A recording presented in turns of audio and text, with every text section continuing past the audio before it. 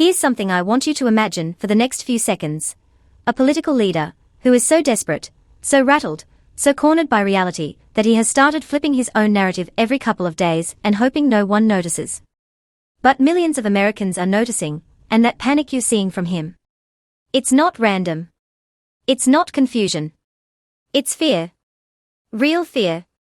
And it's happening because more and more people are waking up to the fact that the affordability agenda they were promised was never real.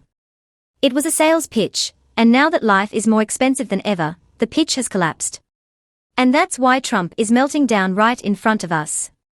But I want to start with a question for you, because it matters. Have you ever seen a politician contradict himself this fast, within days, and still try to convince a whole country that he never said the thing he literally just said?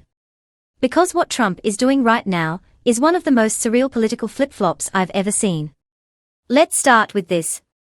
Trump is now claiming the word affordability, the actual word, is a Democrat scam. But the problem for him? Days earlier, he posted this. Quote, "I am the affordability president. Talk loudly and proudly." And then he followed it with, "Affordability is our goal. Love to the American people." So answer me this, is affordability a Democrat hoax, or is affordability Trump's entire identity? Because whichever one it is, Donald Trump might want to inform Donald Trump. The contradictions aren't subtle. They are not complicated. They are just embarrassing. As Trump trying to answer basic questions on affordability. Watch the confusion. Watch the wandering answers. Watch the indifference. He's not even pretending to adjust course. He's not even pretending to care. And that means the GOP's problems. They are only going to get worse. Much worse. Now let's rewind and play the video of him getting visibly angry, and you can see it. It didn't have much of an impact because the prices were very high.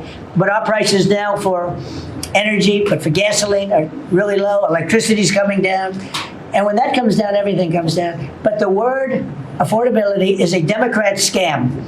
They say it, and then they go on to the next subject. And everyone thinks, oh, they had lower prices. No, they had the worst inflation in the history of our country. Now, some people will correct me, because they always love to correct me, even though I'm right about everything. But some people like to correct me, and they say 48 years. I say it's not 48 years, it's much more. But they say it's the worst inflation that we've had in 48 years.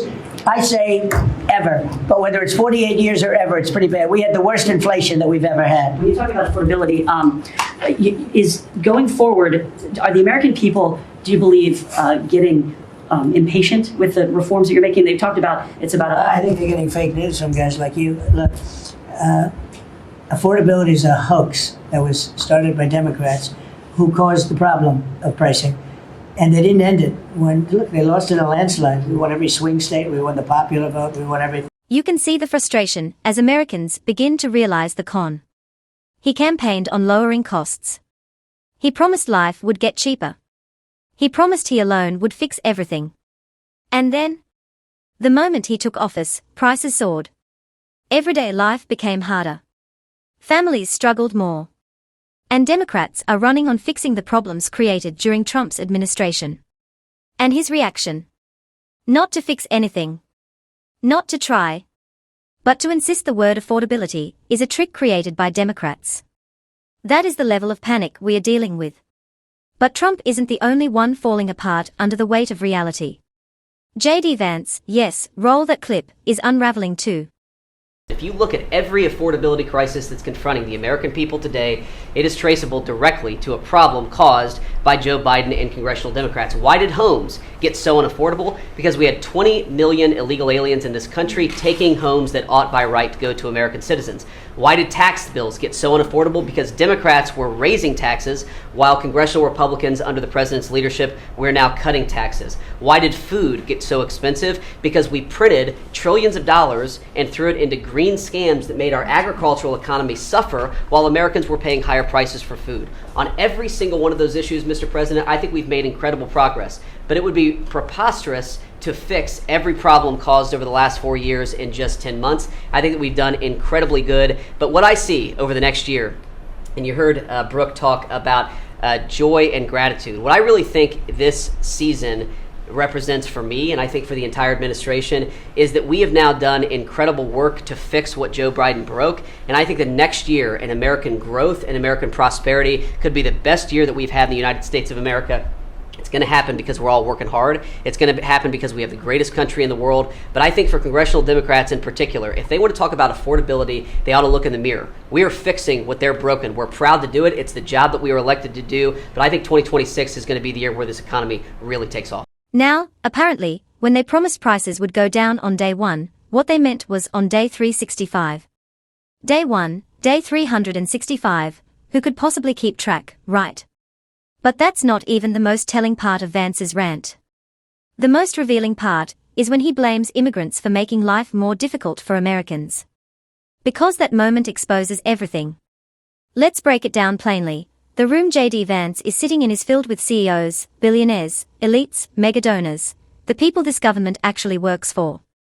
And in order to make sure no one questions why these elites keep getting richer while everyone else struggles, conservatives need to pit working-class Americans against working-class immigrants. That is the entire game. That is the entire strategy. They need the person making 70 grand a year to resent the person making 20 grand a year so no one pays attention to the people making millions. That's why Republicans are so obsessed with immigrant scapegoating. That's why culture wars exist. They rely on distraction. They rely on rage. They rely on misdirection. Because if people stop fighting each other long enough to look at who's really benefiting, the whole illusion collapses. And here's the problem for them: voters are looking up. Voters are noticing. Voters are connecting the dots. And that's exactly why Republicans got crushed on affordability in the most recent elections. The American people literally just voted in Democrats in a blue wave, specifically on the issue of affordability. And specifically because Trump failed to deliver the one thing he screamed about the loudest during his campaign. Now, instead of learning from that, instead of actually trying to fix anything, Trump has retreated into the same strategy he always uses: gaslighting. Pretending things are fixed when they aren't. Pretending everything is amazing when it's not. Pretending that no one can do what he can do, that he deserves a prize, that the economy is thriving because he said so. And here's the most hypocritical part, and honestly one of the most fascinating political ironies I've ever seen. The exact thing Trump is doing right now is the same phenomenon that plagued Democrats years earlier, when they insisted the economy was doing well while millions struggled. That denial is what helped Trump win in 2024. And now he is falling into the same trap. He, of all people, should know better. But the impulse to lie, boldly, constantly, aggressively, is clearly too strong. Because here's the unfiltered truth: affordability was never Trump's focus. It was a campaign tool, a slogan. He used it when he needed votes. But once he got power, affordability wasn't even on the list anymore. What's on the list? Himself. And only himself. And here's the proof: now his focus is on building himself a $350 million ballroom. On renovating the Lincoln bathroom in marble. On paving over the Rose Garden. On encrusting the Oval Office in gold. On retrofitting a Qatari jet for $1 billion, paid for by us. On buying Kristi Noem a couple of Gulfstream jets for $172 million. On hosting crypto dinners, where he casually doubles his net worth. Say, groceries are more expensive now than they were a year ago, and about 60% of them are blaming President Trump. Have you felt like your grocery bill keeps climbing every time you check out? Well, you're not alone. A new poll reveals something pretty surprising, and it's sparking a major national conversation. According to the survey, about 70% of Americans say groceries are more expensive now than they were just a year ago. That's a huge majority feeling the squeeze every time they hit the supermarket. But here's where the story really heats up. Around 60% of those polled are pointing the finger directly at President Trump, blaming him for the rising costs. So what does this mean for everyday families, and for the political landscape? Is this frustration going to influence upcoming elections, or is it simply a reflection of the times? That's where his energy is going. Not affordability. Not voters. Not the country. Not the people who trusted him. It's all about Trump. And when you understand that, suddenly everything else he's doing makes sense. The distractions, The culture wars. The endless screaming about immigrants and Marxists and communists. He needs the noise. He needs the chaos. He needs the outrage. Because without it, his base would see the truth. He's not fighting for them. He's using them. So let me leave you with this question. Are we watching Trump lose control of his own narrative, or are we finally watching voters break free from it? Drop your thoughts in the comments. I am genuinely curious where you stand.